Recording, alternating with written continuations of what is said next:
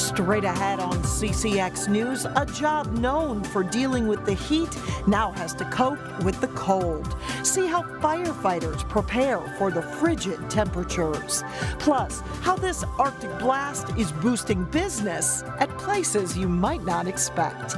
But first, a hot topic that impacts the Northwest Metro's large concentration of medical device employers. CCX News starts right now. Hello and thanks for joining us. A new year marks the return of the medical device tax. Congress voted in 2015 to suspend the tax with the expectation that it would be abolished this year, but so far that hasn't happened. Delane Cleveland joins us now with more. Delane? Mike and Alex, a 2.3% tax on the sale of medical devices originally went into effect in 2013 as part of the Affordable Care Act to help pay for expanded health insurance.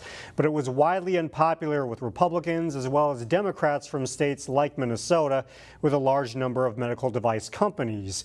Now an effort is underway to either continue the suspension or repeal it altogether. When the tax was in effect nationally, we saw about 30,000 jobs lost in the industry. And since the device tax has been suspended, we've seen companies growing, expanding, investing. And so the real danger now is, I know we've got a lot of our member companies here in Minnesota that have jobs they'd like to fill, projects they'd like to move forward on. They've set them aside and just waiting for this to get resolved, assuming that it would. Shay Mandel is president and CEO of Medical Alley Association, a trade group that represents the medical device industry. He says the medical device tax forces companies to make cuts in research and development. Congressman Eric Paulson says federal lawmakers will likely address the issue later this month. And while the tax is technically in effect right now, there's a possibility that companies won't have to pay it.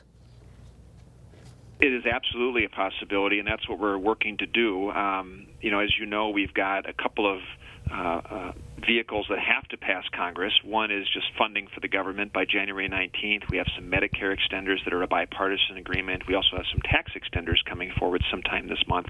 Any one of those provisions, I think, should include an additional delay or permanent repeal of this onerous tax. So the key date to watch for will be January 19th. That's when Congress has to resolve existing budget issues, and the expectation is that the medical device tax will be addressed in that package. The hope, according to Paulson and the Medical Alley Association, is for a full-blown repeal. Mike and Alex? All right, Delane, thank you. A new highway interchange plan for Northwest Brooklyn Park is getting funding boost from the state. The proposed Highway 169 and 101st Avenue interchange is getting a $1.5 million grant from the state's Transportation Economic Development Program. The money is a small sliver of the $37 million project cost. However, MnDOT and the federal government are expected to pay for at least half the amount. And Target, which has its northern campus nearby, has also agreed to pay a portion of the cost. Brooklyn Park officials say the new interchange is needed to improve access to thousands of new jobs in the area, and construction could begin in 2 years. A new year brings slightly higher wages for some of Minnesota's lowest wage workers. A state law passed in 2014 requires the minimum wage to be adjusted for inflation.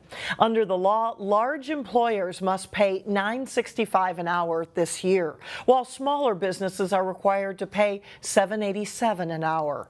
The wage boost is expected to impact 250,000 Minnesota workers. At one point on Monday, it felt like minus 17 degrees with the wind chill. And the bitter cold is tough on anyone working outside, especially firefighters.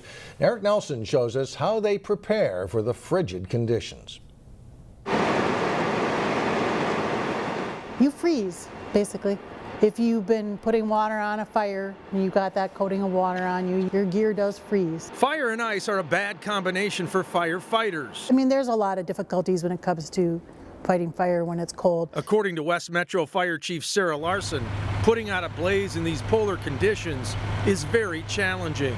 Firefighter injuries go up significantly from slips and falls. Don't forget, we're using water to put fires out, and that can cause ice on the roadway and around the home. One of the keys to fighting fires in sub-zero cold is making sure equipment does not freeze. Hose lines can freeze, valves in the pump can freeze, Fire hydrants can freeze. In the deep freeze, it usually takes more firefighters and resources to get the job done. West Metro has heated tents and trailers that are used as temporary shelters. It gives you a place to go that's warm to get out of the elements. Of course, the hope is there won't be many fires to put out this winter. To make that a reality, there are simple things to be aware of. Make sure that you keep space heaters away from combustibles. It's really important. Heating is one of the biggest causes of fires during the winter season. In New Hope, I'm Eric Nelson, CCX News. And Chief Larson says West Metro firefighters actually wear the same gear in the winter that they do in the summer. The cold weather can also take a toll on pets. Veterinarians at Blue Pearl Pet Hospital say if it's too cold for you, it's probably too cold for your pet. So limit the amount of time spent outdoors. Dogs can get hypothermia, and the areas that are most vulnerable are a dog's paws and ears. So make sure the dog is dried off once you return indoors. It's also important to consider that salt and de-icers may be on the ground. Primarily what we see are some of the de-icers are actually toxic, and what will happen is when the pets walk on it, they'll come back inside and then they will lick their toes and lick their feet, and then they can get the toxicity in them as well. And so if you're using them, we just ask that you look on the container. It will often say, safe for animals or safe for pets. It's also not a good idea to shave a dog in the winter because its coat is a main source of protection from the cold, and make sure dogs are well hydrated in the winter for good circulation. Well, the cold weather isn't all doom and gloom. For some local businesses, profits actually go up when the temperatures go down. Reporter Shannon Slatton explains. We kind of have everything in every variety and any category, and it's kind of fun seeing people come in. A trip to Video Universe in Robbinsdale can take you back. I haven't seen this since I was a kid.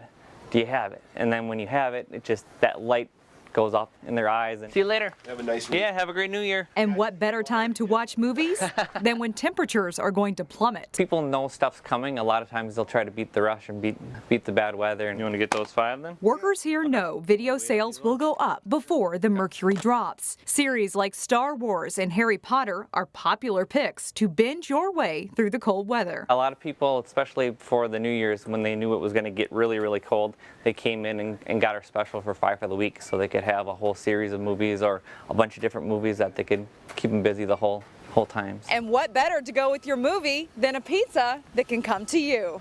Instead of people going to the grocery store and cooking at home, they just order pizzas. They don't want to go anywhere. The sub-zero weather has been a change in business for nearby Broadway Pizza. Deliveries go way up. The business pattern changes. Instead of people coming in and eating or taking it for takeout, they call and have it delivered. Obviously, they don't want to go out in the cold. Owner Brad Eagles says the holidays usually spark a bump in sales. But with the cold weather, sometimes workers are backed up with orders before they even open the doors. Around this time of year, we're busy anyway with the holidays. A lot of people having parties and stuff. And then the weather being like it is, icy conditions, things like that, slows the deliveries down a little bit. So we ask the customers to be patient. We'll get it to you. In Robbinsdale, Shannon Slatton, CCX News. And still ahead, how technology is motivating kids at a Maple Grove elementary school. Plus, Park Center's boys basketball team shoots for a win in a big holiday event in St. Cloud. That's coming up later in sports. But first, is it possible to get even colder? Temperatures are expected to approach negative double digits Wednesday and Thursday. Our school spotlight takes us to Basswood Elementary in Maple Grove. Here you'll see kids learning with an emphasis on technology. Now we're moving inside the Lincoln Memorial. What the heck? These Basswood Elementary students are on a tour of Washington, D.C. without ever leaving Maple Grove. On the stairs of this memorial is an inscription marking the spot where Martin Luther King Jr. stood as he gave his famous I Have a Dream speech. They're using special goggles that give a 360-degree view of the Lincoln Memorial. It's kind of a visual learning experience that includes writing down what they've learned. In the library, it's not unusual to find students learning to computer code. It teaches them how to problem solve. It teaches them that logical thinking process and grit. which is what we want our students to be able to do, to persevere through problems. Basswood isn't a science and technology school, but here they take a technical approach to education whenever possible. We're trying to prepare our students for jobs that don't exist. They're 5 years old now, and in 15, 20 years they're going to be getting jobs that may not be here right now. Principal Patrick Smith says kids know technology and using it as a learning tool helps with critical thinking. But getting the money to do it creates a challenge. These goggles came through donations from parents and the computers for coding from the PTO. We're utilizing as many grants as we can find, parent partnerships, business partnerships, to bring in a variety of different programming that can support our kids as early as age 4 in our 4-star program, all the way up through our 5th graders. Behavior rewards even come through technology. What are you sitting in? Principal's chair. We found 4th grader Luke Steen in a special chair that he earned for good behavior. You get points for being good in class. Then you spend them, you can buy chairs, pencil grips, pencils, erasers. Teachers scan a student's name tag to give out points that students can check online. It's a use of technology that helps improve behavior. We have seen a huge motivation this year for students to want to accumulate those points. Therefore, we're seeing more positive behaviors and students able to meet those expectations. A seating change in this kindergarten class may help kids get to work faster. They call it flexible seating, which means kids can choose to sit on a large ball, a wobble stool, a beanbag, or even the floor. Before, they would get there and they kind of, roam about and get there. Now, they literally get to their spot, they sit down, and they're working. And I don't know if it's that ownership piece and being able to choose that really has them focused on their learning, which as a teacher I love. And how's this for a high-flying welcome back to school for 1,100 students? There's an emphasis here on student leadership and service. Basswood ambassadors give tours to new families and serve as greeters at special events. And there's the Basswood Gives Back team that works on service projects like a food drive called We Scare Hunger. It builds confidence. It works on collaborating with other students to work towards worthy causes, puts that mentality in their head that we're here to help, we can make a change, we can make a difference in the world. Well, it sounds simple, but Principal Smith says kids do so much better when they are excited about learning. Still ahead, the POOCH in Golden Valley that doesn't have to worry about frostbite. But first, the Wayzata girls basketball team takes aim at a title in their holiday tournament. John Jacobson has the highlights coming up next in sports.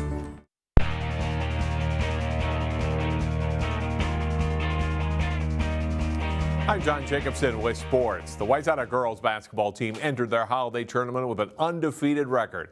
The Trojans look to continue their strong start.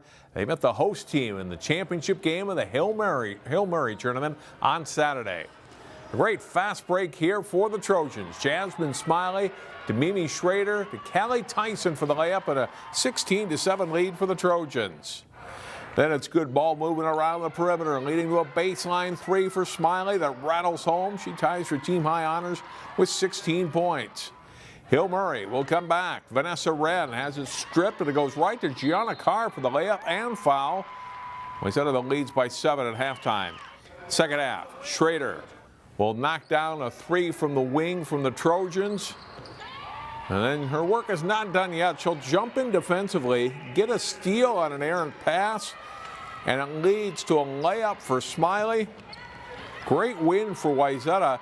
Trojans hoist the championship trophy at the end of the night. They win it over Hill Murray 61-51. They are now 12-0 on the season.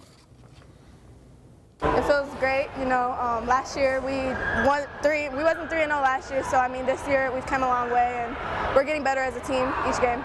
It feels great. It would feel great to anybody, but right now it's a huge tournament for us right now.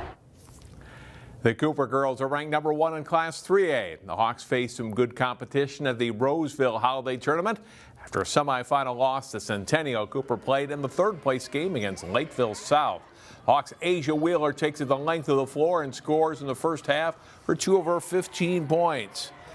Baylor Bifford drives for the Cougars for the basket and foul here. Cooper's Jada Buford will launch a long 3 and will hit. Hawks lead at 30-27 at halftime.